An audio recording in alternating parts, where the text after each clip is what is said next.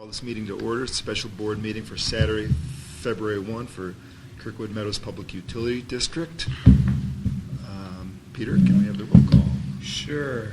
Perot? Présent. Epstein? Rickard? Here. Dornbrook here, and O'Grady. So we have two members absent, O'Grady and Epstein. We do have a quorum. We have a quorum. Any announcements, Eric? Just the general announcement. We'd like to welcome everyone to the special board meeting and public hearing. It's being fed live over the internet at KMPUD.com. If anyone would like to ask any questions via the internet, they can email echristison@KMPUD.com. Are there any corrections to the agenda or consent calendar today? Seeing none. So this is a little unusual. We're going to have the public hearing before we have the normal business of the district. This is because we had noticed it for 8 a.m., so we wanted to have the public hearing as close to that as possible. So I'm going to open the public hearing. This is a public hearing to receive public input and discuss the proposed adjustment of solid waste service charges. And it's the discussion and possible approval of Ordinance 20-01, solid waste service charges following the public hearing. So I would like to open the public hearing, and so if there's anyone in the audience or online who would like to make comment on the proposed adjustment of solid waste service charges, we welcome your comments now. We did receive one letter of protest. That was from Bruce Odelberg, and the reason that he states is that he thinks that dumpsters are used by those who do not pay rates, are not part of the rate structure, improperly using it. I don't know if this would be construction crews, or do we know who he thinks? Only what's in the letter, do we know? It's an obvious problem. Poachers. I think the way you address it isn't through the rates, but rather by having everybody in the valley, including the ski resort, on board. In terms of, we did have cameras in front of the dumpsters at one point.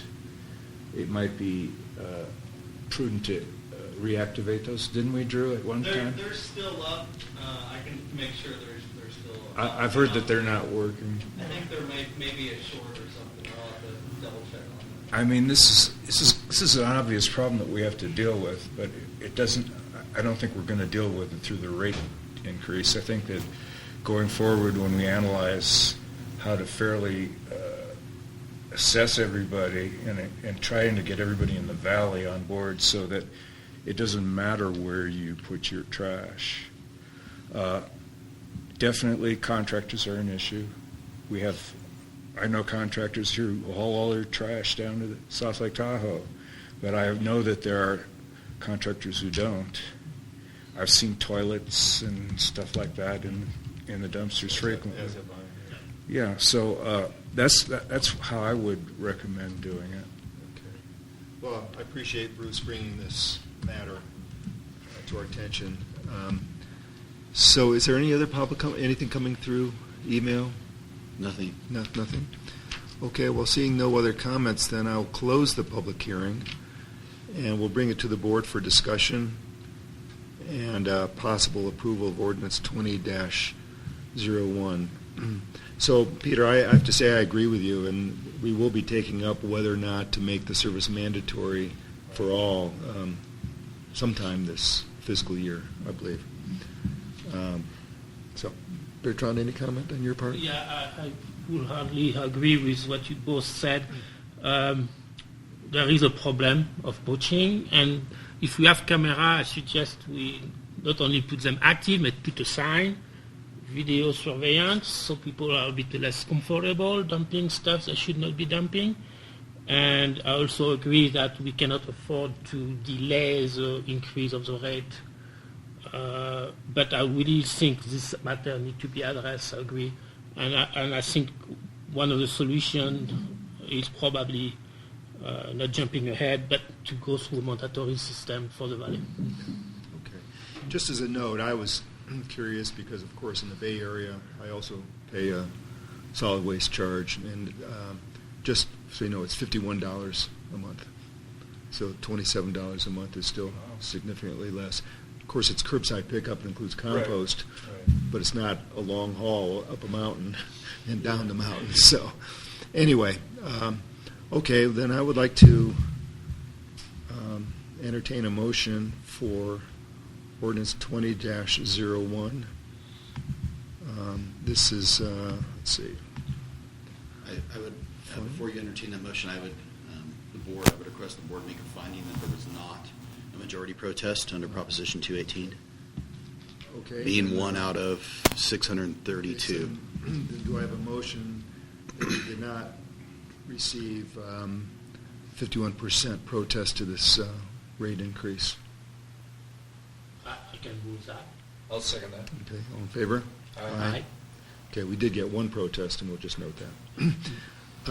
Okay, ordinance number 20-01 is an ordinance of the Board of Directors of the Kirkwood Meadows Public Utility District adopting solid waste service charges. And the ordinance document is in your packet. Any discussion on the contents of this ordinance? If not, may I have a motion to adopt ordinance 20-01? So moved. Second. Okay. All in favor? Aye. Aye. Okay, thank you. So we will now move to regular business.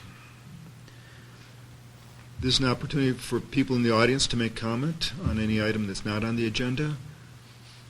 Anything in the email on this? Okay.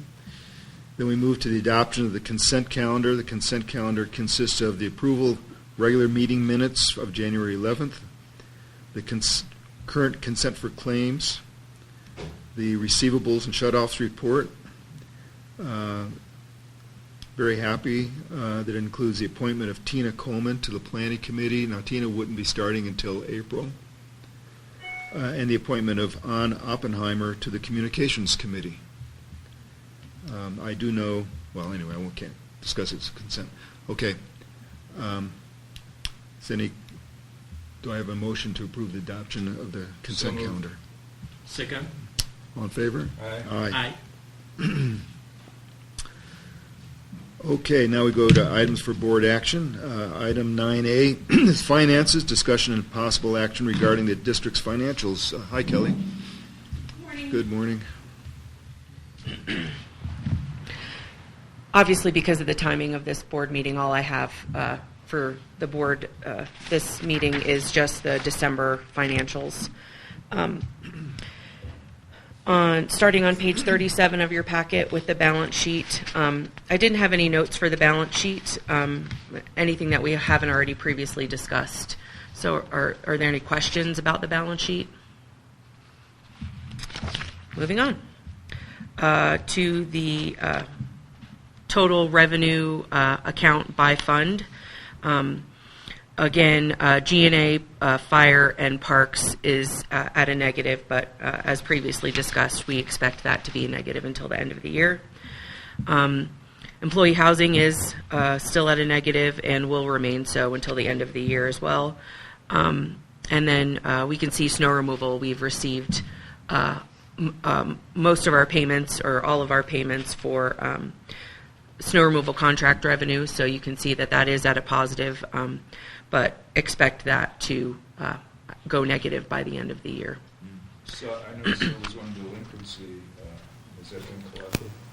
Not since I put that in the packet. I don't know. Drew, have we gotten any payment from Juniper Ridge for their snow removal contract? Do you remember seeing anything come through? Don't remember. So yeah, it's no, it hasn't been received yet.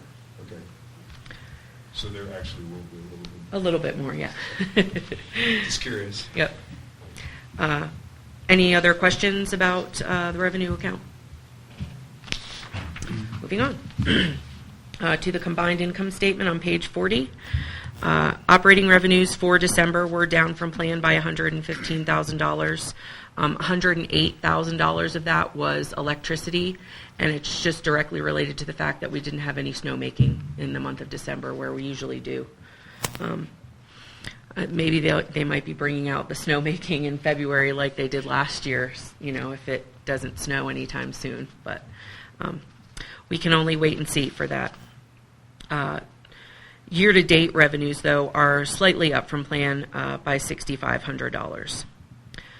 Total operating year-to-date is up from plan by $264,000. And May I ask a question on that sure. one? So I'm aware that we have not paid an invoice for the roof repair at the wastewater treatment plant. I understand that's about $300,000. Mm-hmm. Now, will that be depreciated? So when it hits this, it'll be 1/20th or 1/10 or something like that? Right, amount? it'll just come through in depreciation. It's not going to hit the P&L. It'll hit the balance sheet. Yeah, well, some percentage will hit this Right, statement. and you'll see that in the depreciation line. Okay. Yeah. So what is the depreciation schedule for the roof? Do you know? I don't know yet. What are we thinking, 20 years? I have to look at the warranty. Yeah. The warranty period, which I think is Gotcha. 15. 15 years, okay. Okay, thanks. And you will notice that other revenue, we have posted $52,283, and those were our proceeds from our greenhouse gas auction, which we will put directly towards purchasing RECs. Any questions on the combined income statement? I have a tiny question on the income statement. So we are 86,000 below budget. Do you have any interpretation or reason you would like to? I know budget cannot be that accurate, but For December, you mean? Yes. It's directly related to the revenues in electric being down. down. Yeah, because of the low snowmaking. No snowmaking in Yeah. December. Any other questions? Moving on to water on page 44. Operating revenues for November were down from plan, or December, sorry, were down from plan by $4,400. Year to date, though, they are up from plan by $6,700. And year to date, total operating for water is up from plan by $52,000, but still operating at a loss of $48,000. Is there any? Snowmaking? Snowmaking generally is all electricity because they get their water from cables. That's what I thought. Right, That's what I unless thought. they're making snow at Timber Creek, then we would see that revenue, which is directly related to that $4,400. That's Thank you. So, with regard to water as well as wastewater, other than the roof, are there any outstanding invoices that basically it's just a timing issue that we're this yes. much better? We Are have there- a $14,000 invoice from Tesco that will be hitting in January, or wastewater. That will For be hitting wastewater. wastewater in January. Yeah. Okey-doke. There's definitely some stuff coming through for wastewater. Moving on then to wastewater on page 45. Operating revenues for wastewater were right at plan, and then year-to-date they are up from plan by $10,000. And year-to-date total operating for wastewater is up from plan by $133,000, but is operating at a loss of $84,000. Moving on to electric. Sure. One other question. I did notice is that on the balance sheet that our OPEB, the GASB 75 OPEB liability shows up, but nothing shows up. I mean, I know it doesn't show up on the income statement because we don't have the information. Not until June. But we have a full sense of our liability according to the state. Okay. Yeah, that's that. Again, that all does show on the balance sheet, and then we'll see the expense come through in June when final numbers are in. And I can't calculate that until we have all of our pension expense in for the year and all of that. So Right. Okay. we will be going out for a new actuarial evaluation for our OPEB liabilities. You're supposed to have one every 2 years. The last one we had was for a year back plus last year, so we're going to have another one this year. That'll be for this year and next year. So Okay. that'll be coming through too. So we will have a new evaluation Okay. for this year. Okay. Thanks. Moving on to electric on page 47. Operating revenues for electric were down from plan by $124,000, and you can see $108,000 of that was commercial revenues, and that's all to do with snowmaking. Year-to-date operating revenues for electric are down from plan by $81,000. I haven't completed billing for January yet, so I don't have a sense yet of where we are for January. I imagine we're going to be, better than planned for January. We did have a really solid January here. There were lots of people here, so I imagine it's going to be better than planned.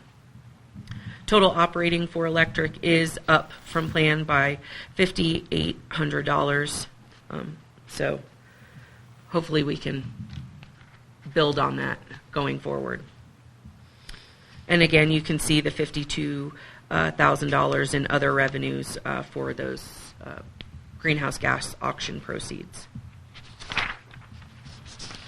So just sort of looking ahead, probably too far, but if we stay close to plan as we are right now on electric, does that mean that the property tax allocation that's in our budget is probably likely to be approximately right? Yeah, Yeah, I mean, it's in the ballpark, probably. it's in the ballpark, right? definitely. I mean, we don't know the GASB stuff, but... And we're always pretty conservative with electric. We always, even if we're close to our tier ratios being met, we always, make sure that we're definitely going to meet them with property tax revenue. So,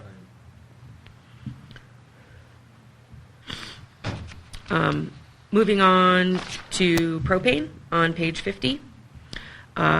Operating revenues for propane were up in the month of December by $8,500. Year to date, they are down from plan by $21,000, but we see that basically being washed out with the cost of goods sold being under plan. So year to date, total operating for propane is up from plan by $44,000. And that is all I have on income statements, unless there are any other questions. Hearing none. The cash flow is the same cash flow from last board meeting. Obviously, with the timing of the board meeting, I didn't have numbers to produce a new cash flow, so nothing new to report there. And then finally, moving on to known budget variances. We have added a new budget variance for playground, and through December 31st, we are over budget by $3,500. And that will go up in January because there's a lot more time being spent on that. For the Finance Committee meeting, will you have updated financials? I will not. You No. will not? Okay.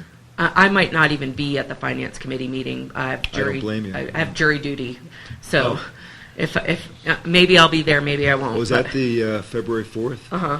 Yeah, I was called for that, and I actually called because I actually have a cataract surgery that day. Uh-huh. But I called just to, ask for it to be excused, and she said that's canceled anyway. Oh, nice. So just so you know. Okay. So you're going to have I to will go- be there. You then. will be at the Finance Committee. But So no, much for that yeah, excuse. right. But no, I won't have anything new for that. We'll just be completing billing on Monday and Tuesday anyway. So, and that's my story, and I'm sticking to it. Well, what I was wondering, I guess what I was wondering is, even though it won't be ready when it is ready, I guess it's a request. Could you post that as a supplement to the Oh, finance absolutely, yeah. folder and box? Sure. Just so that, So we have an idea about January. Yeah. Yeah, sure. yeah, thanks. Okay, Kelly, thank you so much. And item 9B is performance reporting and aquifer levels. And hello, Brandy. Good morning.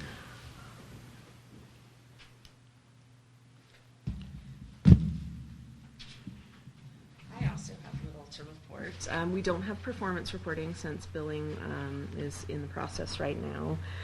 What is in your packet is the aquifer level sheet through the 28th, which is when we put out the packet, and an email from our water supervisor, Derek Dornbrook, about when we get concerned about aquifer levels. That came up in the last board meeting. I just wanted to give you kind of our operating parameters. And when you take a look at those, you can see that well 4 or 5 right now is in the 120 to 115 feet level, where Derek starts monitoring more closely, resting that well if possible, and generally scaling back operations. So I did want you to see where we were at, and the other 2 wells are operating fine with no concerns. Well 4 or 5, he is keeping a close eye on operationally. Peter, from your long history, do these levels give you concern? Not yet. I mean, I remember at one point the red flags were at 90 feet or even down to 60 feet. Right. And then we increased it during the drought years to other levels. We don't really know, do we? When problems, I mean, we don't know what problematic levels are. Well, I think well operators 2 know. is I think operators do know, actually. tends I to would be disagree with that. problematic because of contamination of different. Yeah, they know when they're going When to it start gets- when getting it gets coliform to- hits and things like that, Okay. like we did on well 2. Yeah. What was that, a year and a half ago?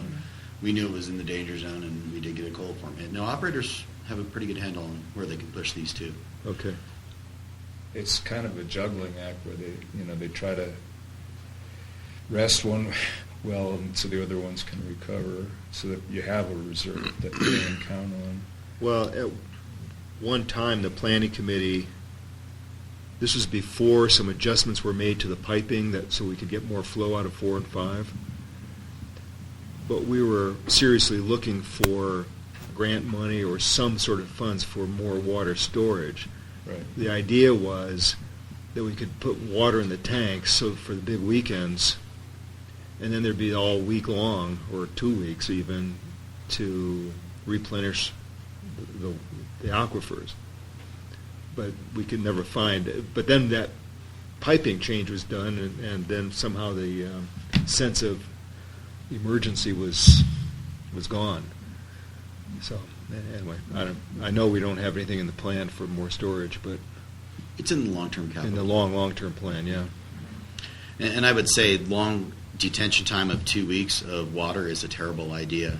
Probably when that was looked at, HAA5s and TTHMs were not an issue, which are disinfection byproducts, which they are now, and we do need to be monitoring for. And long retention time in tanks with chlorine and organics creates a lot of those disinfection byproducts. So you can't do a long retention time. Like don't want water generally. This is down in the valley where it's warmer. You don't want water in a tank with a life cycle of more than 3 days. That's the general rule of thumb. Up here, we're a little bit cooler, so could that be longer? Possibly. Wow. But they do monitor for those disinfection byproducts, so long-term storage is definitely not a feasible That's really option. interesting. Yeah. You solve one problem, you create a new one. Yeah, It's right. always the way it is with water and wastewater. You fix one, you get a new one. Okay, sort of a dilemma. Okay. The water content of the snow in the past month has been pretty high. Yeah. In the past month. Yeah. Well, but very little snow, though. I mean, we're only at Well, I What, talked six- to people who were doing the snow survey yesterday over Yeah. at Schneider, and they had cut a big hole to analyze it, and they said that the water content was comparatively high, considering in relation to the total snow accumulation. That's good. I hope. For whatever, thought I'd add that. Thanks, Brandy. Thank you.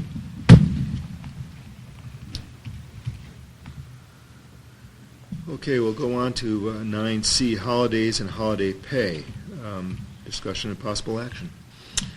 So this was brought up to me by multiple staff members and then brought to the personnel committee, analyzed what we could possibly do. And essentially, we get almost no phone or foot traffic in the office on Christmas Day or New Year's Day.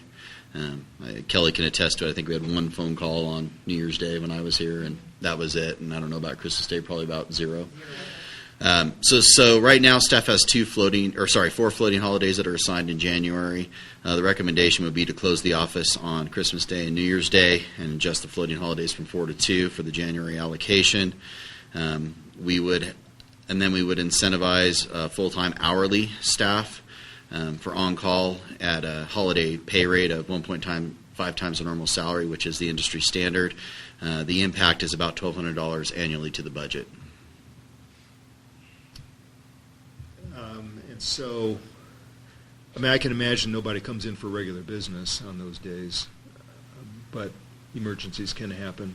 That's why we'd have them. And that's why you'd have them on call. We'd have them on staff, not on call. They'd actually be working those days. Yeah. Well, Personnel Committee did look at this, and we thought it was a fine idea, an appropriate idea.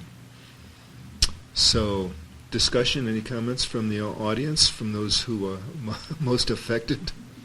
I'm all for it. Yes. I'm all for it, too. Yeah, okay. Okay. Bertrand, Peter, any comments on this one? I don't have any problems with it as long as our operations staff is available, because a lot of times, especially snow removal and solid waste. And Snow removal will not be impacted by this change in policy whatsoever. Right. Because that's where the crunch time is, really, where the rubber meets the road. Yeah, this doesn't. So just to address that, since you're wearing personnel, just to give you a little more, our 2 supervisors for snow removal are salaried, so this doesn't apply. This is hourly employees only, and it doesn't apply to seasonal, temporary, part-time employees. Yeah, I think it's a practical idea. I mean, why would anybody come on Christmas unless to give these guys a Christmas basket or something? Yeah. They can leave it by the door. Okay. Bertrand? So first, I think that seems to be a fine idea. I'm glad to see that the staff seems to be behind it as well. I have a little concern on, for example, on day after Christmas or Christmas Day, I don't remember, I came to put my garbage into one of the bins. There was 2 bins overfilled, and the other empty bins were locked. Meaning, either we should expect more garbage the day after Christmas or the Christmas Day, and so either we actually anticipate and open more bins, or there is someone that come and just close the filled bin and open new one. And it's happened this year, it happened the year before, so I think it's a perennial problem. Since we are talking about this specific issue, I think it should be looked at. Other than that, I'm in support of the... Because people don't bother Christmas wrapping. Exactly. But the fact is... Between Christmas and New Year's, it's an issue with solid waste. Yeah. For sure. Okay. Good comment. Okay, then, let's see, are you looking for a motion that we... Okay. This would be a change to the employee handbook and a change to personnel policy. So, Okay, so I'd like to entertain a motion to amend personnel policy and employee handbook to allow Christmas and New Year's to be defined holidays and reducing the floating holidays from 4 to 2. So moved. Second. All in favor? Aye. Aye. Approved. Okay. We now move on to item D, General Manager Employment Contract number 1, discussion and possible action. We discussed this in closed session last time, not the compensation portion, at least the monetary compensation portion, which needs to be discussed in open meeting, just the general terms. And to summarize, the contract largely stays the same. The differences are this would be a new 4-year term starting on July 1st of this year. The monetary compensation would not change. In other words, there'd be a normal performance review, and then at the end of this year, and merit increases and so on would follow the normal process. But other than that, no change to the monetary or compensation portion. Well, the monetary compensation portion. There are 2 changes. One is a change that would allow our general manager to use a district vehicle for personal use for up to 5,000 miles per year. Just to note that this was a provision in Michael Sharp's contract, and I believe it was also probably in Tom Henney's contract, though I'm pretty sure it was. Yeah. So this is part of the deal. The idea here is the Ford Bronco, which is ancient, is pretty much gone. We would have to we'd have to put it in the capital plan to acquire a used vehicle, maybe a Subaru or something like that. And that's the vehicle that staff would use to go to Markleyville, to go find parts in Nevada, to make inspections around the valley and so on. So it would be a district vehicle for district use, and Eric could use it for up to 5,000 miles for commutes or whatever he may deem necessary. The other change or addition is to the payment of annual dues, weekly meeting costs, and other associated costs for one nationally recognized service organization not to exceed $1,500 per year. As you may know, Eric is very active in these various organizations, and it has already benefited the district with the solid waste. We were on the verge of losing our solid waste provider until Eric was able to have a conversation with him at one of these events.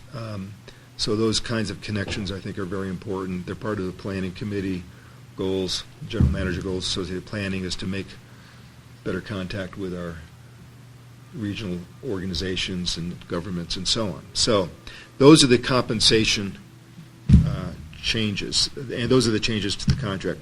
I believe everything else remains the same. So it's the term, the car, and the $1,500 of dues that are different. I think it would be appropriate that we defer on this until we have a full board present.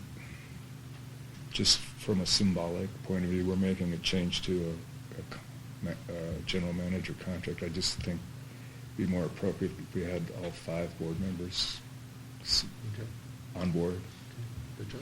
I second what Peter said. It'd be better. I mean, I don't have any objections to the contract. I Same just for think me. it's It'd be better, optic. something of this import Yeah. from a legal standpoint. Symbolically, it would be nice to have all 5 board members here. Yeah. And we deferred for 1 month. I don't think that's Yeah, gonna this make a is big not difference. taking effect until June, June, Right. July 1st. July. Yeah. July 1st. Okay, can we have this on next month's agenda as well? Okay. But are there any other substantive comments, No, concerns, anything like that? Yep. Okay, so this is just so we have all 5 Yeah. people actively voting on the matter. That's just I'm Okay. an institutionalist, right? Okay. I don't think I would ever describe you as that, but okay. What does that mean? By no, never mind. Okay. We tabled. Okay, we'll table this until our regular March meeting then. Okay, and now we move on to item E, which is, Can I ask a question? Further question. So here we describe the contract itself, and if we were to move, basically we say the contract should be this way, but Je ne prendrai pas la peine de répondre à ça. sorry,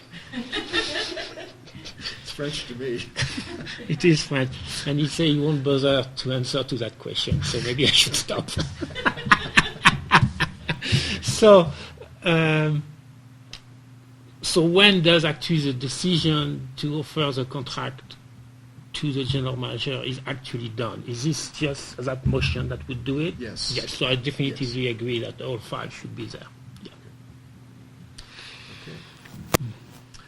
We move on to item 9E, which is playground expenses. So this is just an update of where we are. I think everyone knows that the Playground Committee's been very active and had a nice community meeting. And so there's been some costs incurred to date, some costs that are pending. And so this is just bringing it back to the board because this is not a budgeted item for approval for expenses already incurred for the community meeting, approval to utilize Computer Courage to add a donation button so people can donate directly to the playground via the 501c3. And just because I think additional things are going to happen, and I did have an email from Cheryl where she concurred that $2,500 for additional expenses we may not be anticipating probably seemed reasonable for the rest of this fiscal year. So we would request that the board authorize the expenditures and proposed expenditures as outlined in the staff report. Okay, thank you. I was interested to see the survey. There's actually a more positive response than I had thought that there would be. What was it, 83? I can't remember the exact numbers, but it was... Anyway, the playground does get used. Anyway, any thoughts on this one? I think there's support for it. I think it's a good way to spend property tax monies. And that, so I would move that we approve this. What's the amount of $3,500? I will just say that I think it's important to be thoughtful about this because it could be money wasted if we don't get we put it in the wrong place, put the wrong kind of structures in, makes it more of a maintenance headache or whatever. So I think some thought into this is, if we're going to move ahead with it, we need to put some thought in it. So I concur. Okay. See, Peter's made the motion to approve approximately $3,500 of additional expense for playground in fiscal 1920. So that's a motion. A second. Okay, all in favor? Aye. Aye. Okay, and thank you to Cheryl for... And Bob. Yes, and the whole committee. I was really thinking about Cheryl putting forward $424 of her own money. Right. It's Yeah. in I advance. promised her we'd pay her one way or another. So Okay. Yeah. we were to find the money to pay her. Okay. Okay, that finishes items for board action. We now move on to item 10, which is the general manager's report. Yeah, I guess I should catch up on this PowerPoint at some point. There was a community meeting. Just a few things to update, and Eric, I'll let you also tie into this, but we did have our first legislative visit. We met with Assemblyman Bigelow and staff from Senator Borges' office. They were good meetings. There's really no legislation that's really coming down the pike yet that would affect the district. Can you hear me okay? That would affect the district. So we really just talked in general terms of our concerns. We did, Senator Dally, who represents Alpine County, was Dally. It's Dally, yes. I heard him correct someone else, so I got it right. But he was speaking, so I actually got a chance to ask a question to him. And so we essentially got to talk to all three of our elected representatives in the state legislature. And I thought they were relatively positive. We got some good information from CMUA. I think these are invaluable meetings to go to. Definitely got some good updates on where things are going, especially out of Newsom's office, which was interesting to kind of hear what they were talking about, the regulators out of there, especially on the PSPS and the CPUC side, which doesn't really affect us, but there were IOUs in the audience, so it was interesting to hear that. So all in all, I thought it was a day well spent. Hopefully next time we can get the meetings closer to each other, so Eric and I aren't sitting in the cafeteria for 2 hours while we're trying to work. And we had good conversation. yes, we did get work done for the district. Work done for the district. I thought it was. I was pleasantly surprised, to be honest. I wasn't sure what to expect, but I was pleasantly surprised. I was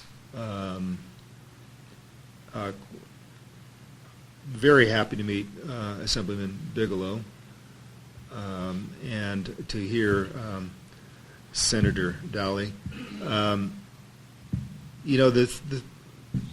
What I liked, they clearly expressed the kinds of concerns that we have specifically here in Kirkwood. So, for example, the thing that Senator Dally focused on largely in his talk to the audience was how his rural communities, the regulations that are handed down from Sacramento by the legislature or by the regulating agencies that apply uniformly across the entire state cause specific hardships to small districts like ours, but there's no nuance, right? There's no flexibility, or very little flexibility oftentimes. So 3 examples were that we have right now are the certification of our wildfire management program, for example. Apparently regulation is coming down the line that will require an independent review of our plan. Well, we've approved a plan. The Forest Service approves the plan. But if we have to have an independent consultant looking at it, Eric thinks it may cost as much as $40,000 just to prove our plan about the 3-mile overhead line we have.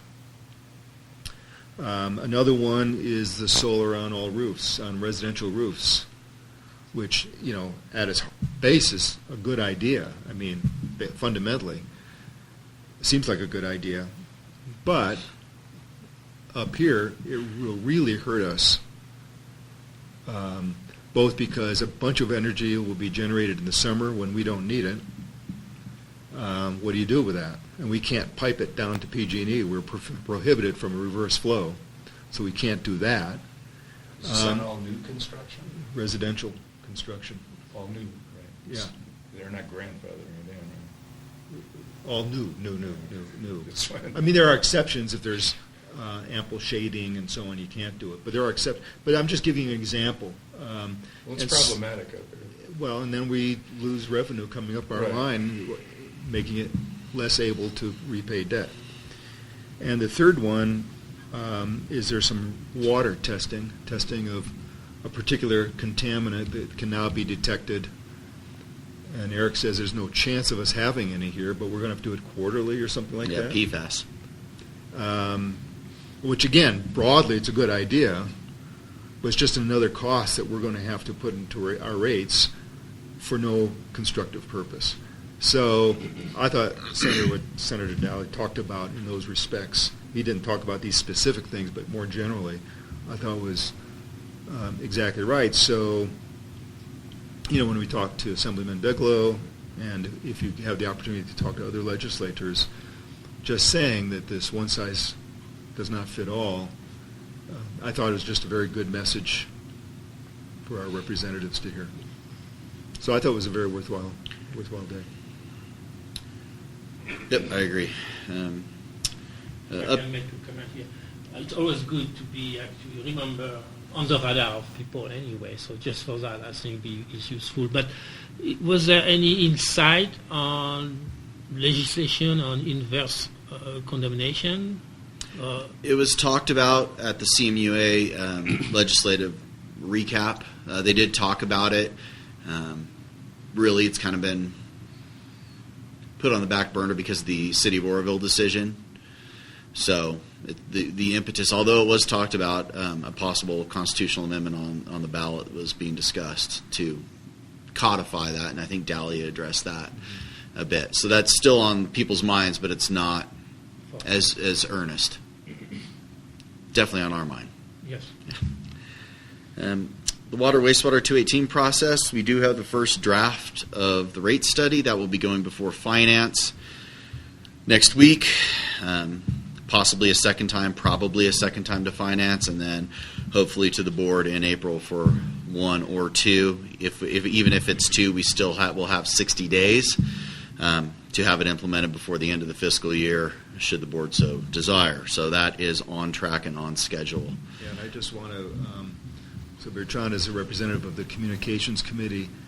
I just think it's really important that this rate study, the issues at hand and so on, be well communicated, and so I think that lands in that committee, yours and Bob's committee there, and something to be taken up soon. That is on the draft agenda already. Great. So, and then Highway 88 electrical connections. So this has been something that's been discussed, well before my time, since 2014. I did have a interesting conversation with David Rubin of PG&E who apparently there is enough political pressure that's been applied by Caltrans, including District 10 Director McElhaney and the State Director of Caltrans to PG&E. There's been enough arm twisting that PG&E should be issuing shortly a letter to KMPUD that they consent to us serving. There's 3 parcels or 3 connections that they're going to include in this one letter. 1 is Peddler Hill Maintenance Station, 2 is Bear River Resort, and 3 is El Dorado EID's campground, Silver Campground. I think that's Silver, what do they call it, Silver West Campground. They're going to include all 3 of those in their letter of consent. Brandy and I have been working with the district council who handles our electric issues to start drafting that agreement. It doesn't require modification of the IA, but we do have to have a formal agreement. So that may actually be moving forward. So once we have permission from PG&E, once we have a written agreement with PG&E, the next step is for the applicants. We would have to apply to respective LAFCOs, El Dorado County for 2 of them, Amador County for 1 of them, for approval to serve them. It's outside of our service area, so we would add those individual parcels outside of our service area. The applicant would be responsible for all application fees, its environmental documents, et cetera, that may or may not be necessary to serve them. And so that looks like something may actually happen on that after 6 years. So I was quite surprised that they finally got some traction.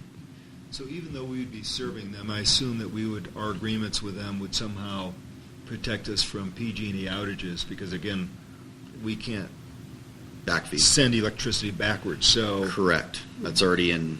We're already working on that. And also capacity of the line. We're going to put a clause in there that will revisit the ability to serve them every 20 years based on capacity of the line to serve Kirkwood. So that's going to be included as well. No, we wouldn't derive any income from this, right? Oh, sure we would. It's a connection. It's a meter. Absolutely. I was under the impression that PG&E was going to derive the income. Nope. PG&E is going to consent to us serving retailing to these customers and bring them into our service area. What Because was are the you sure rationale that? for PG&E to prohibit reverse flow? Because yeah, they didn't want, well, my memory is, and Brandy could probably be more articulate on this, they did not want the risk of diesel-generated electricity going into their system. Is that right, roughly speaking? Dirty power. Dirty power. So that, obviously, Rick is unfortunately ill, so I will take his discussions here. So we continue to try and have a meeting with Forest Service about the hazard tree mitigation. Not had a lot of success in setting up that meeting, but we're still pursuing it, discussion with them. Obviously, no trees are going to be felled until next year at this point. There was a comment from a new Forest Service employee, how is your forester going to remove the trees? We've never removed the trees, so if we have to do that, there's going to be additional exorbitant cost on the district, so we will be pushing back on that. They haven't wanted us to remove the trees. This new regulator does. So we'll be dealing with that, and if we have to go up the chain and over her head, we will, because the cost is cost prohibitive. We did have a good discussion with Michelle Gamble as well. The question was brought up: could we just clear 600 feet on either side of the thing, permanently clear cut it to get rid of hazard trees? The answer, in short, was no. So Forest Service would never allow it. So that puts that to bed. And then reported waste discharge. We had a first meeting with a consultant on that to develop the reported waste discharge to realize our actual treatment capacity at the plant and to plan for membrane replacement as well. We're taking it slow pending the wastewater treatment plant replacement discussion. That'll definitely be vetted at finance, because we do have that. I did ask the consultant to incorporate that into the rate study if we went to that option. I think that'll flesh itself out pretty quickly, and we will continue on our original track of the repairs to wastewater plant as per the Stantec report. But that'll be a policy decision, and we'll see how that goes and how that comes out of finance. So that's going on as well. And that's it. How's, I mean, I know we haven't had heavy snow, but how's our snow removal equipment? Is it in good shape right now? It's catching up. Tom is catching up on it, yes. We did have some pretty major things go wrong, but I think we're getting caught up now. Okay. Well, you have another month to catch up. At least 2 weeks for sure. Yeah. We are just to tell you, we are shifting labor. They've moved them down to a 32-hour week, and we're using them if we have other projects as available that are necessary, but we're putting them there. Okay, great. Thank you. Okay, we'll move on to standing committee reports. Bertrand, Planning Committee, have you met? Yes. So we had my first planning committee, the one I attend. So we had, it was useful to have a letter from the past planning chair to inform us of the various issues, standing issues. We reviewed the charter, and there was no major changes. We had a discussion on the issue of the Alpine County excise tax, with the whole party being very much concerned about it and the impact it would have on KMPUD ability to actually have a 218 tax at some point. We reviewed the heat pump study, which I understand was actually not the final version, but the one I was able to review seems to be not cost effective, I would say. And we discussed, we decided to take no action at this first meeting to make sure that we were handling the issues properly, have sufficient background to make this decision. So we defer on LAFCO membership, and we also look at the biomass heating feasibility study. There was a major concern on the impact on the air quality in the valley, and knowing this is a more residential area rather than an industrial area. So we also defer action on that item, but do I miss something here? I think that's basically it. Okay. The Communications Committee has not met, right? That's not met. Okay. The first meeting will be in February. We are, as far as membership, on planning committee, I'm still in discussion. The neighbor didn't come, so I could not move forward. I did send information about a potential person to basically with a skill in web publishing for the communication. But I sent that information to Bob, but he's overseer actually, so we're on hold on that. Yeah. Thank you. I know Finance has not met. Operations? We met, and we had a PowerPoint presentation from concerning the option of doing a package plant, and it's pretty expensive. So, as Eric said, we're looking probably to focus on repairing what we've got, probably do another round of membranes, and then maybe reassess at that point in time if building a new plant is feasible. But since we just invested in a new roof, I think we're going to try to focus on what the Stantec recommendations for improving the equipment that needs to be replaced, and try to come up with something that we can budget forward for this upcoming fiscal year. And I know the rate study, because I browsed through it this morning, describes what the rates would need to be to cover the new plant as Loomis had suggested. Oh, really? Well, you can keep that to yourself. Yeah, I will. Oh, you'll see it. I'm sure you'll see it. Yeah. But that's really all I had to add on operations. I think it was pretty well covered. Personnel did meet. We went over the training programs for employees, for staff, and so on, which I thought was fairly impressive list of opportunities for many of our staff. We went through the legislative days, who's going to go to which ones. I went to the one just held, CMUA. Let's see, Aqua, this is, so Aqua, I think, Bertrand, you've volunteered to go to the Aqua conference. Yes. Legislative symposium on March What is 12th. that? March 12th. March 12th. March 12th, yes. And Standish tentatively volunteered to also to accompany Rick Ansel to the CSDA Legislative Day in May. So that'd be great. I think it's a good experience.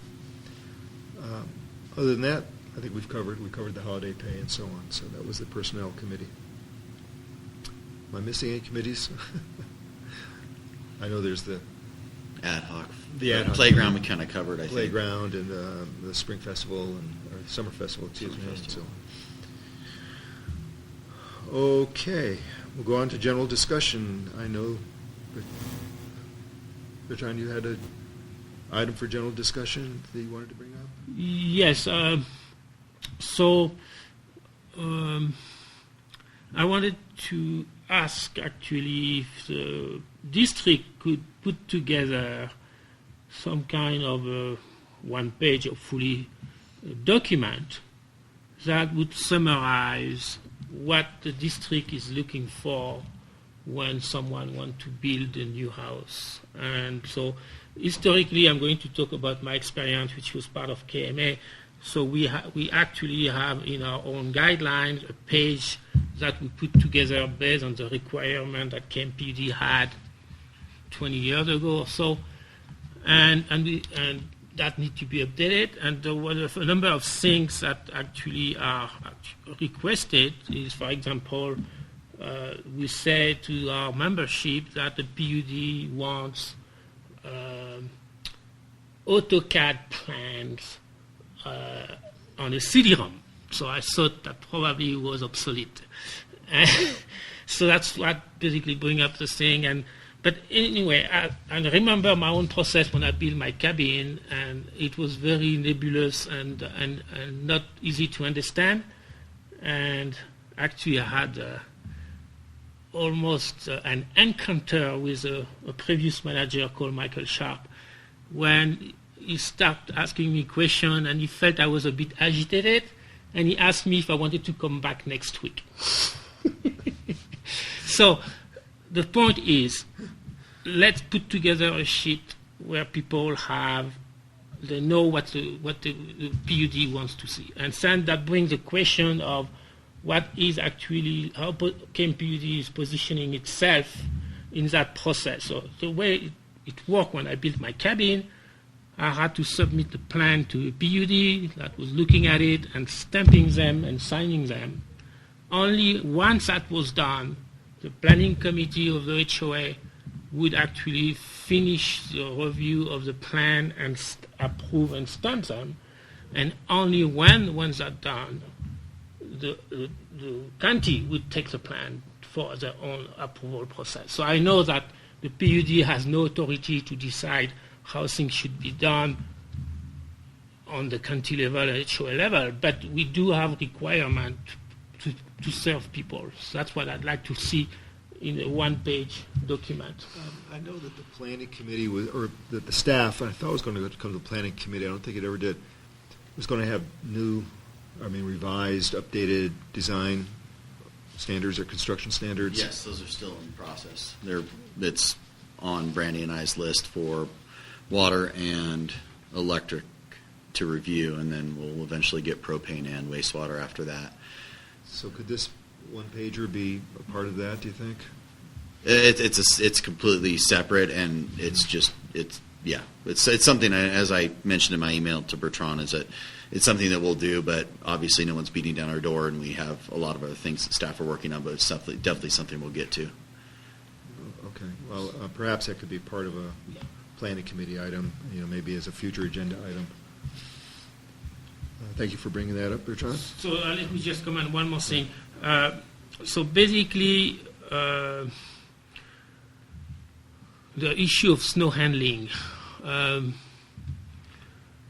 When people do a driveway, it may impact negatively how PUD is doing the snow removal. The question would be, yes, we don't have authority. However, the HOAs and typically would basically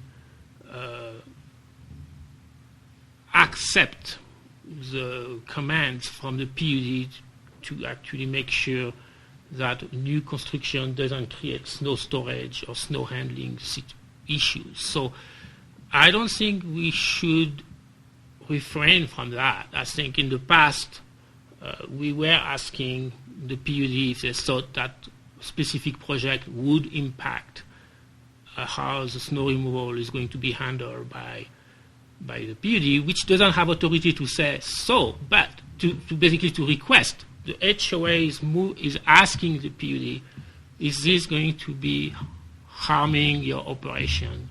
And if it does, let us know, so we actually not going to accept it. So this is in that context, I'd like to want to see the sheet, and when you have a review, I mean, there are clearly things like fire code requirement, propane meter enclosure connection requirement, all this stuff, the curb stop, for example, is part of the homeowner piping area. Nevertheless, and so Eric was telling me that you only inspect and are responsible up to the meter. However, you do have requirement for how things are done for the connection to be operable. So all this stuff, we could make a list of what need to be, so people knows what need to be done, instead of being in the dark. And for East Meadows, back in the day when Dale Rise removed our snow, he reviewed all designs for snow removal, driveway snow removal. This is before the PUD did it, which was useful. It was useful. So that could be just another item, right? Yeah. He charged $50 too for that review. Okay. Yeah. And I don't know if there is any direct relationship between the county and KMPUD. Basically, in other words, does the county require the KMPUD stamps or not? I know they require the HOA stamp, but maybe some communication with the county to make sure that they actually do request that would be a good thing to have, not necessarily relying on the HOA process. We have that. You have that already, yes. Now, whether it's followed every time? No. Yeah. By the respective building departments, sometimes they forget. Yeah. But it is a general policy. Okay. Okay, any other items for general discussion? Peter? No. In that case, we can adjourn. Thank you, everybody.